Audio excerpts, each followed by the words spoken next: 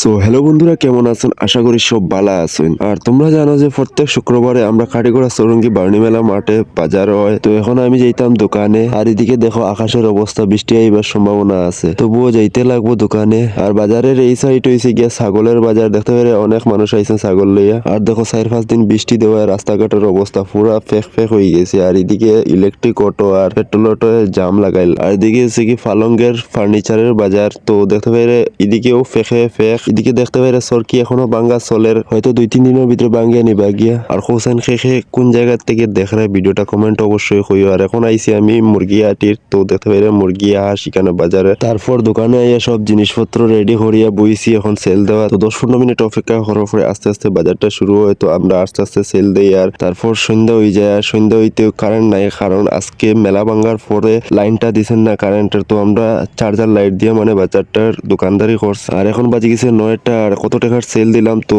হিসাব টিসাব করিয়া মালিকের কাছে দিলাইছি। তো আজকের লাগিয়ে ভিডিওটা অতটুকু। তো দেখা হইব নেক্সট ভিডিওতে। বাই।